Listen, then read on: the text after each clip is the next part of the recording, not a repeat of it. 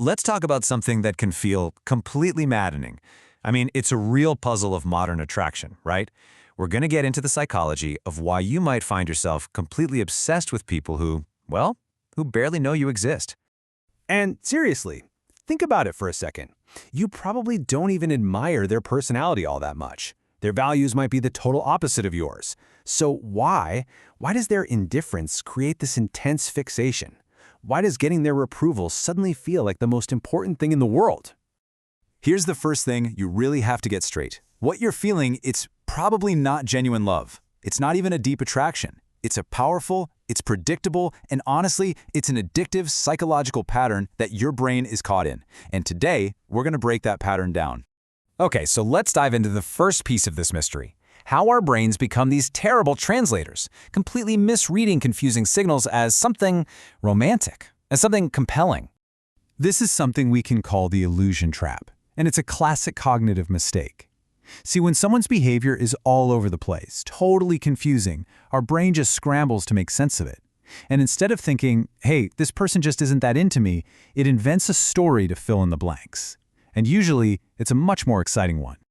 And this is exactly how it plays out in your head. You see their inconsistent texts, and your brain just relabels it as mystery. You feel their emotional distance, and your brain romanticizes it, calling it depth. Their total unpredictability isn't a red flag, no. It gets translated into excitement. Your brain is literally turning red flags into selling points. But look, this isn't just a mind game you're playing with yourself. There is a powerful chemical reaction driving this whole obsession, and it's actually rooted in the science of addiction. Okay, so your brain's reward system runs on a chemical called dopamine. And here's the wild part. Your brain doesn't release the most dopamine when things are good and consistent. No way. It releases the most when a reward is unpredictable. This chart shows it perfectly. Stable attention, that's nice. But unpredictable attention, that creates these huge dopamine spikes that your brain finds absolutely irresistible. And this whole thing has a name. It's called intermittent reinforcement, and it is one of the most powerful addictive patterns known to psychology. When a reward, in this case, a text back, a little bit of attention, is given out randomly, the urge to get that reward becomes so much stronger. It is the exact same principle that makes slot machines so incredibly addictive. This creates this really powerful, vicious cycle.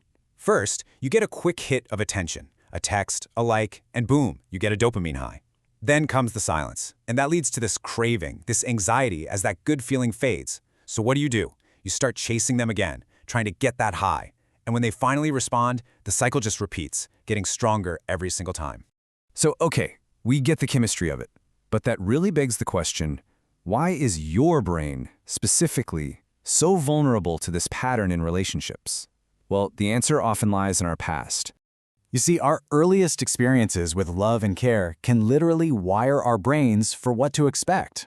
And if the affection we got as kids felt unpredictable, maybe inconsistent, our brain might have learned a really dangerous lesson, that love is inconsistency. So now, as an adult, stable, secure attention can feel boring. It feels kind of off.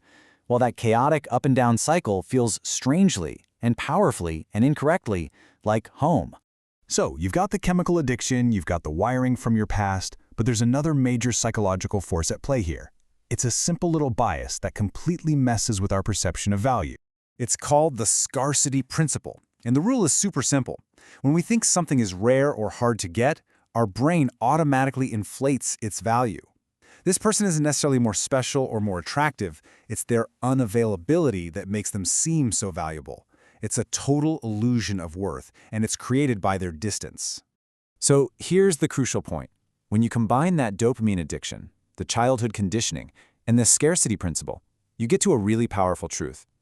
The chase stops being about the other person. At all. It becomes entirely about you. When someone ignores you, it rarely just feels like a neutral piece of information, right? It usually hits a deep personal nerve. Their rejection can feel like a verdict on your self-worth, triggering this core insecurity that maybe, just maybe, you're not good enough.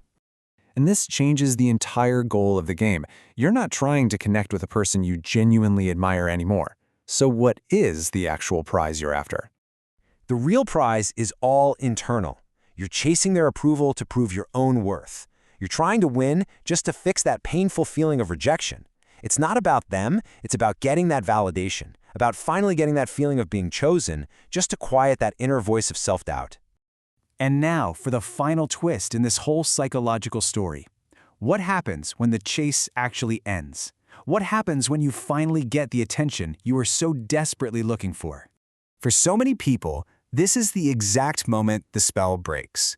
The instant that person becomes available, consistent, and actually interested, the obsessive pull just vanishes. The excitement is gone. And this is the ultimate proof that the obsession was never about them. It was always about the pattern. I mean, the difference is just stark. The addiction feels like this chaotic roller coaster of highs and lows, all this anxiety, and what we keep calling excitement. But a real, healthy connection, it's completely different. It's stable, it's consistent, and it brings a sense of peace. It's quiet. And here is the final and maybe the most empowering reframe of all. If your brain has been trained to think that chaos equals love, it will naturally interpret the feeling of peace and stability as boring. It's not a sign that the person is wrong for you. It's just a sign that your brain isn't used to feeling safe and secure. So the crucial takeaway is this. You weren't chasing a soulmate. You were chasing a chemical high. You were chasing a resolution to an old wound, and you were chasing validation for your ego. And once you truly understand that pattern, it starts to lose its power over you, because you realize it was never actually about them.